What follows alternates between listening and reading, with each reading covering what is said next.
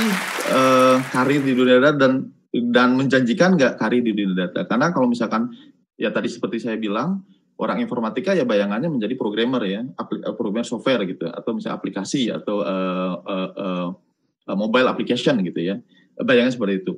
Sebetulnya worth nggak kita berkarir di dunia data gitu? Apakah misalkan menjanjikan nggak untuk masa depan gitu ya? Baik nggak untuk masa depan kita berkarir di bidang data gitu ya? Nah, saya mulai dari fakta gitu ya. Tadi ini sempat disinggung juga oleh Kang Yana bahwa peningkatan atau growth perkembangan dari jumlah data di dunia itu kan semakin lama semakin tinggi karena adanya media sosial, orang pengguna internet juga sudah sangat banyak gitu. Seperti di Indonesia itu sekitar 160 juta pengguna internet dari 270 juta penduduk Indonesia gitu. Jadi cukup besar gitu ya. Kemudian orang sekarang sudah familiar dengan handphone gitu, internet, apalagi di masa pandemi. Adopsi terhadap teknologi, adopsi terhadap itu semakin tinggi dan itu semasa pandemik saja growth data itu sangat tinggi. Jadi kalau dilihat di sini dari tahun 2010 sampai 2020 itu growth-nya 50 kali growth 50 kali lipat gitu ya. Sampai berexabyte data gitu ya. Dan itu data yang ada di dunia. Dan ini pun tren seperti ini terjadi di industri gitu, di company apalagi company besar yang drivennya dari data gitu. Growth-nya juga sangat besar. Kemudian ada juga pakar saintis yang bilang data is the new oil. Data itu adalah minyak baru gitu. Kalau dulu misalnya orang-orang negara-negara berperang, negara itu bersaing karena perebutan minyak. Sekarang negara-negara itu bersaing untuk mengumpulkan data. Siapa yang bisa mengumpulkan data sebanyak-banyaknya itu akan menjadi negara yang cukup berkembang. Karena dari data itu bisa mengembangkan banyak hal gitu ya. Makanya ada istilah dari saintis ini di Amerika Serikat, data is the new oil. Data merupakan minyak yang baru gitu di kedepannya. Kemudian juga ini ada data dari IBM gitu, bagaimana demand terhadap data scientist itu ataupun data profesional itu berkembang terus gitu ya. Dari 2019 ke 2020 saja itu ada 15% perkembangannya gitu ya. Kemudian untuk data engineer dan data scientist itu 39%, dan itu akan terus berkembang setiap tahun gitu ya. Kemudian salary gitu dari salary rate gitu di bidang data itu saat ini masih tinggi karena demand-nya tinggi tapi supply-nya kurang gitu. Jadi orang-orang yang bergerak ataupun profesional di bidang data saat ini masih kurang gitu dibanding dengan demand-nya. Demand-nya lebih banyak daripada supply-nya, sehingga akhirnya muncul si data scientist, data profesional ini menjadi orang yang banyak dicari di perusahaan-perusahaan besar itu. Makanya ada salah satu artikel di Harvard Business Review, data scientist merupakan pekerjaan yang paling seksi di abad 21. Kenapa? Karena orang-orang nanti akan mencari si data scientist ini gitu ya. Nah, kemudian juga dari data ini juga disebutkan top 1000 company di Fortune sekarang lagi urgentnya invest di bidang big data dan AI. Nah, hal ini menjadikan insight bagi kita bahwa karir di bidang data ini cukup menjanjikan ke depannya gitu. Karena apalagi data ini akan terus berkembang. Nah, untuk berkarir di bidang data, apa sih yang mesti kita persiapkan? Terus ada apa saja sih pilihannya di bidang data? Kalau misalkan di software kan ada front end developer, ada back end developer, ada mobile developer, ada Android developer, ada iOS developer seperti itu digital. Nah, kalau di dunia data itu apa saja gitu ya? Kalau kita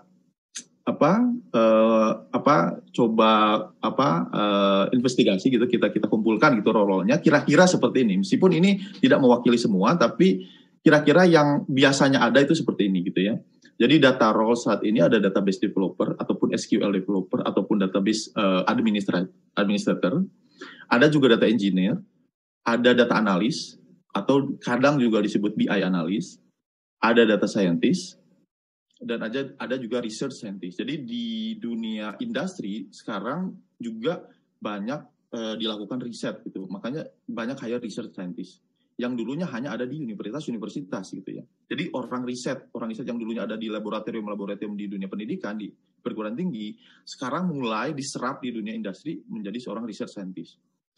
Karena sekarang company juga tidak hanya ketika mereka mau menaikkan gitu berkompetisi di penjualannya, mereka juga harus didasari dengan science gitu saat ini. Tidak hanya berbicara dengan asumsi, tapi juga dibutuhkan dengan science. Makanya mereka meng-hire para pakar-pakar di bidang data seperti ini.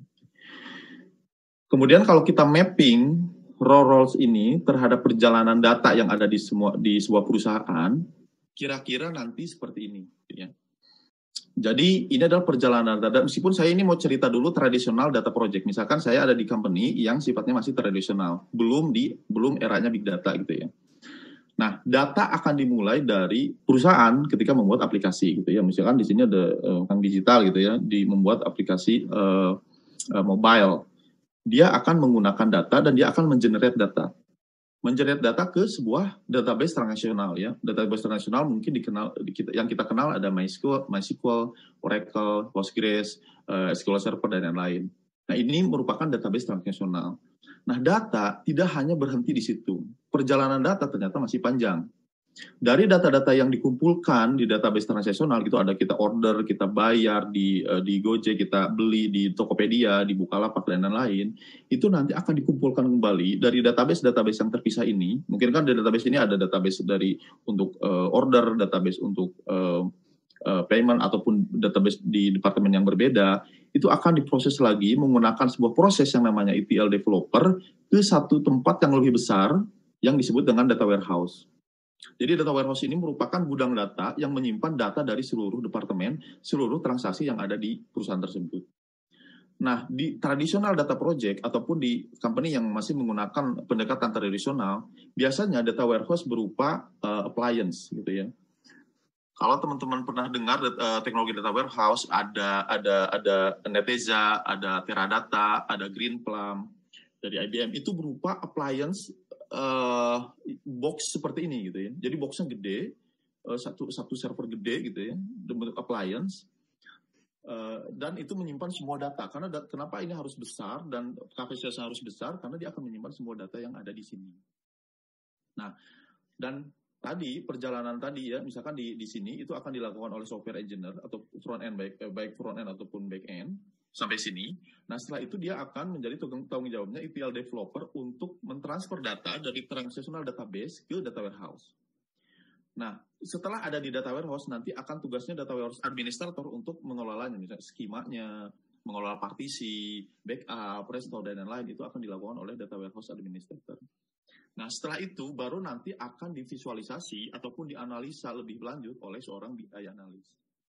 Nah, BI analis dia nanti akan memvisualisasikan data dalam bentuk report, ya, atau misalkan mengekspornya lagi ke Excel, kemudian di Excelnya dilakukan banyak formula dan di situ dilakukan sebuah report bisnis untuk mengevaluasi dan melakukan prediksi terhadap kinerja bisnis, gitu ya.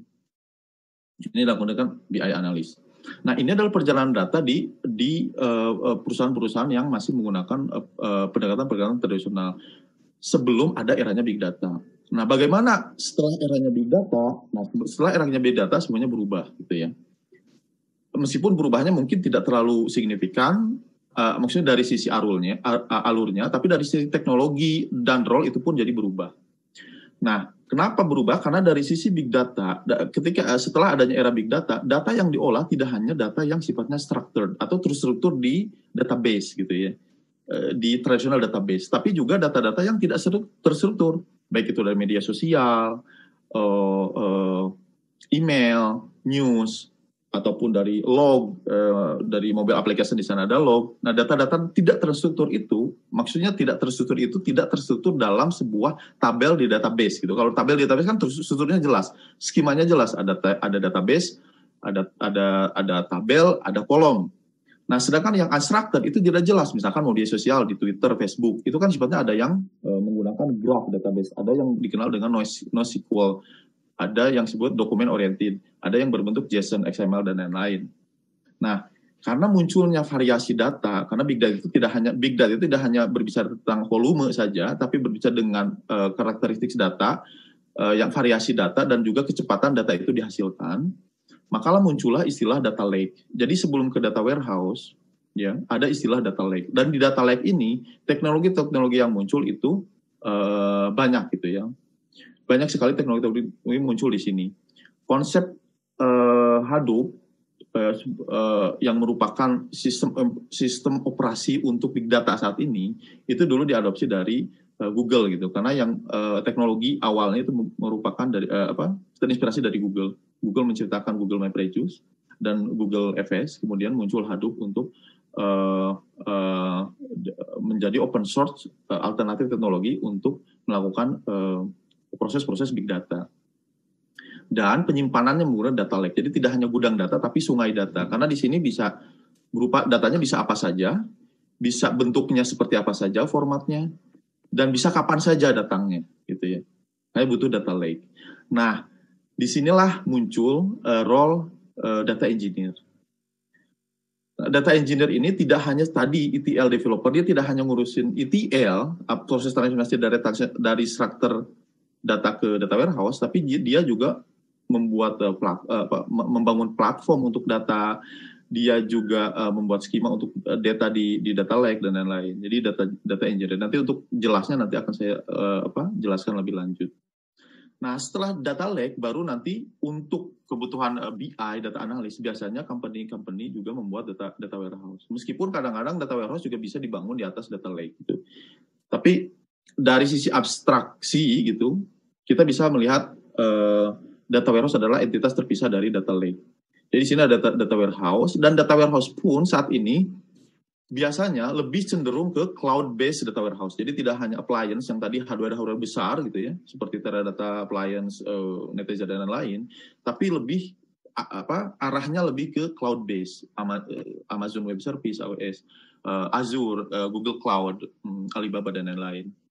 Dan dari situ nanti ada BI data analis melakukan hal yang sama seperti yang tadi di tradisional pendekatan tradisional.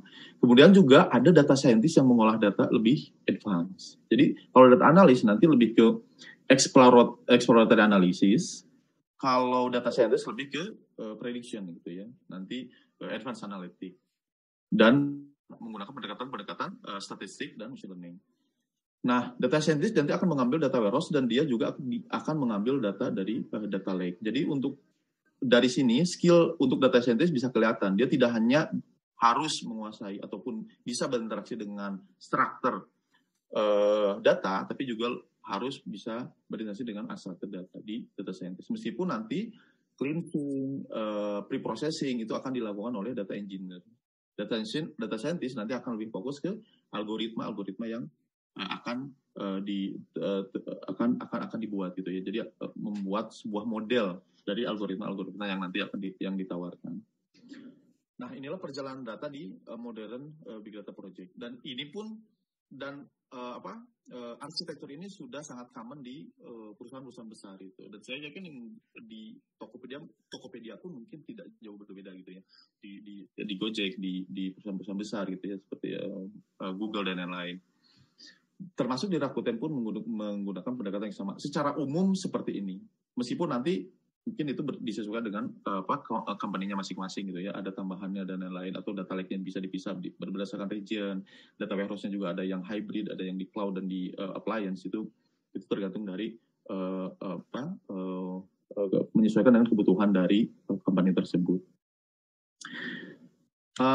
Kemudian ini di sini ada juga data science hierarchy of needs. Jadi kalau misalkan kita dulu kenal kalau teman-teman yang belajar belajar sedikit tentang psikologi, dulu ada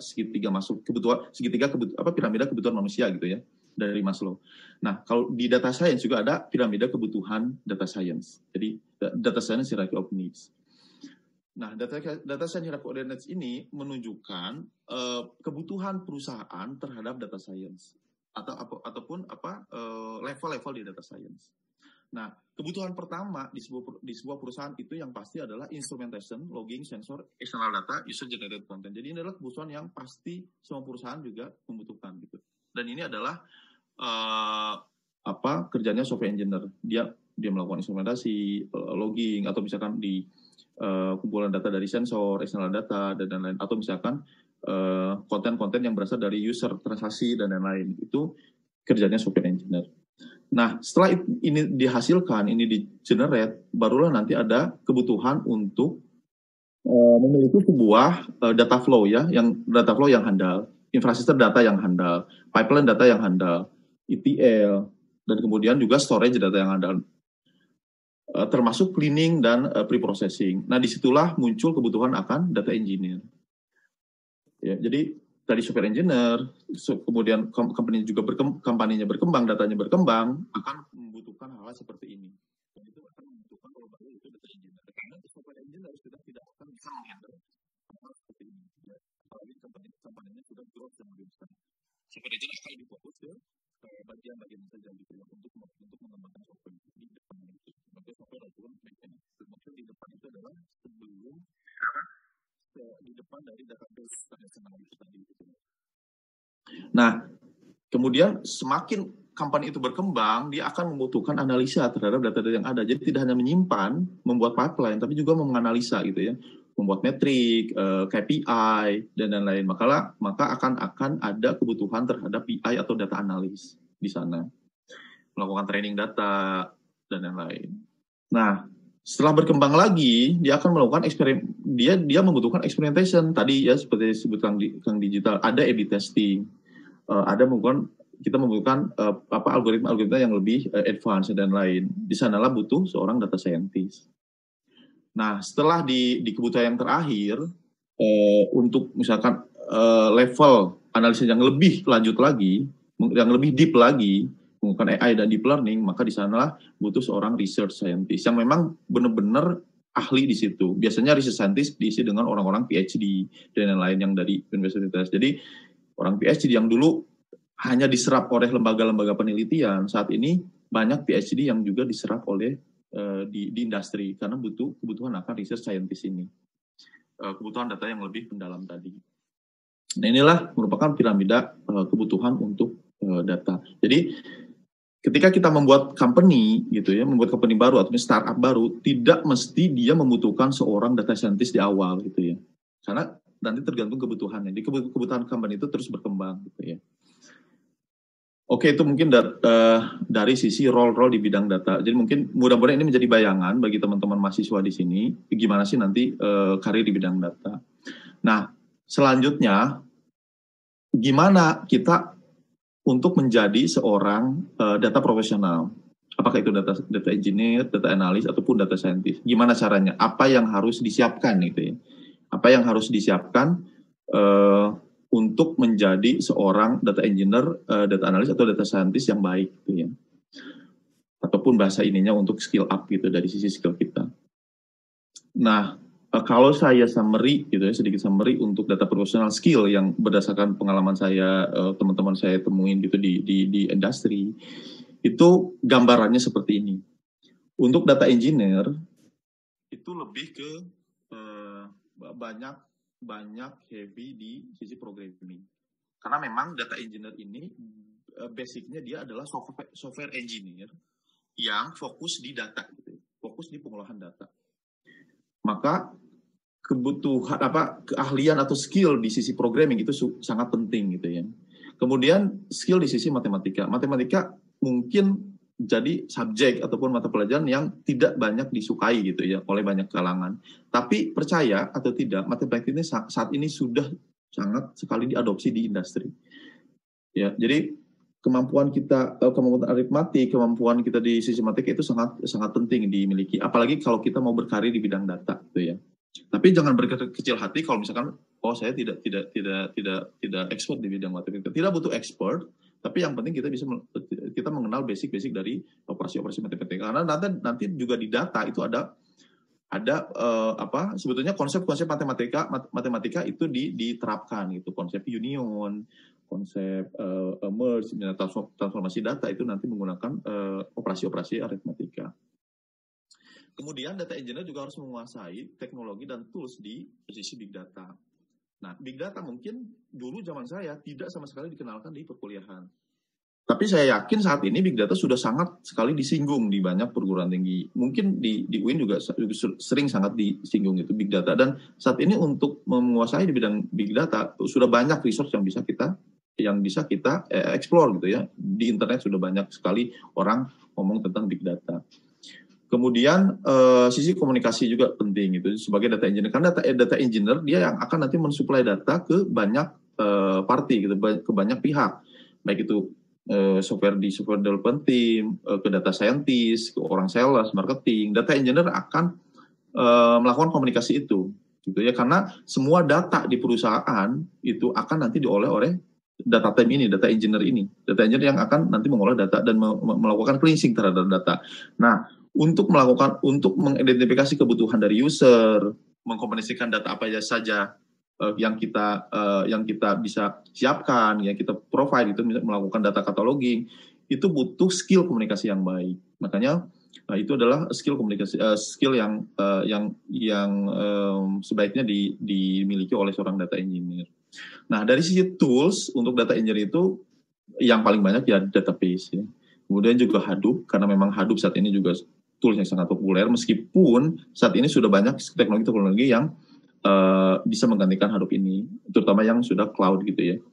Tapi untuk sampai saat ini juga dari sisi konsep sebaiknya saya sarankan untuk dipelajari juga gitu. Karena untuk kita bisa mengolah data di big data gitu, tools utamanya itu menggunakan Hadoop. Kemudian data engineer juga di sisi programming saat ini yang paling populer menggunakan Python dan Scala ya. Kalau di front end mungkin kan PHP atau JavaScript dan lain-lain. Nah, kalau di data engineering itu yang paling populer adalah Python Scala. Jadi kalau memang teman-teman di sini consider untuk menjadi seorang data engineer yang expert, ya saya sarankan untuk mulai belajar Python dan Scala ya. Karena apalagi Python saat ini yang paling utama adalah Python di dunia data.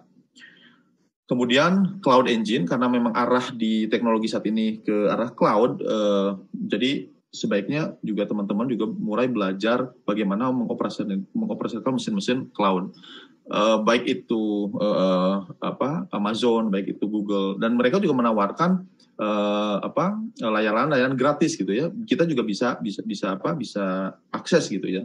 Biasanya setahun gitu ya, kayak misalkan Amazon ataupun Google Cloud itu setahun gratis. Jadi kita juga bisa belajar di situ. Jadi jangan ragu untuk belajar langsung mengoperasikan cloud engine, karena ini akan sangat berguna. Kemudian data scientist ya, kita ke data scientist. Scientist ini nanti akan lebih banyak di dunia statistik. Jadi kalau misalnya teman-teman yang memang passion di statistik gitu ya, nah itu juga sangat bagus untuk dikembangkan menjadi data scientist, karena statistika dan probabilitas itu menjadikan satu subjek utama nanti yang akan harus dimiliki oleh data scientist, termasuk juga matematika dan juga programming. Jadi data scientist juga orang yang mempunyai kemampuan di data statistika dan dia juga akan banyak coding nantinya gitu ya. Nah, codingnya di apa? Biasanya yang paling populer adalah menggunakan Python dan R. Tapi kalau saya lihat itu berdasarkan pengalaman saya, saat ini di industri itu lebih banyak menggunakan Python daripada R gitu. R lebih banyak digunakan di perguruan tinggi. Meskipun R juga ada R yang enterprise yang bisa digunakan untuk production di industri. Tapi library untuk data science saat ini yang paling komplit, yang lebih komplit gitu ya, saya lihat itu di Python. Kemudian juga kalau misalkan untuk mau lebih advance lagi di deep learning, teman-teman juga bisa mulai belajar framework seperti Keras ataupun TensorFlow. Itu untuk menjadi data scientist. Dan juga jangan lupa kemampuan untuk database, karena sekali lagi database ini adalah satu tempat yang nanti semua data profesional akan berhadapan gitu ya, akan hadapi. Misalnya data analis, data scientist, data engineer itu akan semuanya akan berhadapan dengan database. Jadi database ini sangat penting untuk semua role di data profesional. Kemudian beralih ke data analis. Data analis ini sama, tadi ada statistik, tapi di data analis itu nanti banyak di visualisasi. Meskipun dari sisi statistik tidak seberat di data scientist gitu. Data analis lebih ke sifatnya yang exploratory gitu ya, ataupun misalkan kayak regresi nilai dan lain gitu ya, yang basic statistik. Kemudian domain knowledge, karena data analis atau BI analis juga nanti akan melakukan evaluasi terhadap bisnis gitu ya. Jadi business knowledge ataupun domain knowledge dari data yang dihasilkan itu akan lebih sangat dibutuhkan oleh data analis gitu ya. Kemudian jadi komunikasi ya. Komunikasi itu juga penting karena nanti juga langsung akan berhadapan dengan bisnis, orang-orang bisnis gitu, melakukan requirement gathering, data gathering dan lain-lain. Nah, komunikasi seperti itu akan sangat dibutuhkan. Nah, tools yang digunakan mostly menggunakan Excel kalau di data analis ya. Meskipun nanti untuk visualisasinya biasanya untuk production itu menggunakan BI tools gitu ya, seperti Tableau, Spotfire, Microsoft Power BI dan lain-lain gitu ya. Kalau misalnya teman-teman di kuliah mungkin sekarang juga bisa coba-coba tools seperti Tableau gitu ya. Tableau itu gratis, Tableau public itu gratis dan bisa diakses gitu. Jadi kalau mau belajar menjadi data analis. Nah, inilah gambaran dari ketiga main ataupun mainstream di data profesional. Meskipun ada tadi ya, ada research scientist, ada database administrator, data warehouse administrator dan lain-lain. Tapi yang paling main saat ini yang saya temui di industri ya, itu tiga role ini. Jadi data engineer, data scientist, dan data analis. Meskipun sekarang berkembang ada machine learning engineer, itu terpisah role tersendiri yang memang fokus di machine learning. Ataupun misalkan data ops team gitu ya. Jadi data profesional yang nanti fokus di operasional gitu ya, di deployment, di release, di deployment untuk pipeline dan lain-lain. Itu keep expanding gitu ya. Terus role-nya terus banyak gitu. Tapi yang mainstream itu ketiga data profesional ini, data scientist, engineer, dan data analis. Nah, mungkin sebagai mahasiswa, karena mungkin teman-teman juga merasa sedikit overwhelmed ya dengan materi, terlalu banyak itu yang harus saya pelajari gitu. Dan juga mungkin gimana saya mau mulai untuk consider nih, ketika teman-teman consider untuk menjadi data profesional, how to start gitu, gimana caranya memulainya gitu ya. Nah, saya di sini ada terakhir ini dari saya, tips untuk kalau teman-teman mau memulai berkarir di bidang data. Nah, gimana untuk skill up-nya? Yang pertama adalah keep learning ya. Kalau kayak kata Steve Jobs gitu, stay hungry, stay foolish. Jadi teman-teman harus merasa bahwa teman-teman itu masih kurang pengetahuan sehingga teman-teman terus belajar gitu. Yang kedua, dan ini juga sangat penting, join data communities. Nah, sekarang di Indonesia ya, itu sudah banyak data communities. Kalau misalnya data science, ada data science Indonesia, data engineering Indonesia, data analis juga ada, business intelligence Indonesia. Itu adalah komunitas-komunitas data yang teman-teman bisa ikuti. Karena di sana banyak profesional-profesional di bidang data yang nanti akan sharing pengalaman. Ketika teman-teman ada problem, ketika teman-teman hadapi, ketika belajar, bisa langsung tanya ke orang yang expert. Nah, di sini juga teman-teman bisa sharing pengetahuan. Jadi ini sangat penting itu, dan ini merupakan cara yang menurut saya cukup efektif gitu, join di komunitas-komunitas data. Nah, teman-teman bisa browsing komunitas data di Indonesia, itu juga nanti available di internet, di GitHub juga nanti ada listnya, di Telegram biasanya komunitasnya, jadi nanti bisa sharing di situ. Kemudian yang ketiga juga attend data event. Nah, data event seperti ini gitu ya, di mana orang-orang di profesional sharing pengalaman mereka. Jadi teman-teman juga lebih terbayang gitu bagaimana sih industri sekarang gitu ya, bagaimana sih saya mau menjadi orang data profesional. Nah, kemudian yang selanjutnya adalah connect with data profesional. Jadi kalau teman-teman misalkan tahu nih, ada Kang Digital nih, atau ada saya gitu ya, ini data profesional misalnya yang memang banyak di bidang data. Dari situ teman-teman bisa approach gitu, bisa misalkan apakah connect di LinkedIn-nya, atau kalau misalkan ikutin teman-teman data profesional itu punya GitHub-nya gitu, terus misalkan join di komunitas apa, diikutin gitu, sehingga teman-teman juga got inspire gitu. Jadi mendapatkan inspirasi dari profesional-profesional yang sudah berpengalaman gitu di bidang data. Kemudian ini yang terakhir dan yang paling penting, yang cukup penting menurut saya gitu, dan ini sangat diabaikan, itu mempelajari bahasa Inggris. Yang itu juga pengamatan saya selama ini ya, saya berkarir di luar negeri gitu ya, di teman-teman di orang-orang India, saya ngobrol dengan orang-orang India, orang-orang di luar negeri. Kenapa bisa mereka advance? Sekarang contohnya India gitu ya. India kenapa bisa menguasai teknologi? Google CEO-nya orang India. uh, terus Microsoft CEO-nya orang India. Jadi orang India terus melakukan ekspansi budaya IT. Salah satunya apa? Karena di India bahasa nasionalnya itu adalah bahasa Inggris. Salah satu bahasa persatuan bahasa Inggris. Karena di India itu tidak seperti di Indonesia. Di Indonesia kita punya Sumpah Pemuda gitu yang menyatukan kita itu salah satunya adalah bahasa gitu, bahasa Indonesia. Kita meninggalkan sifat-sifat primordialisme kesukuan kita saat Sumpah Pemuda, itu kita mengucapkan bahwa satu bahasa gitu Indonesia. Itu baik, tapi artinya jadinya kita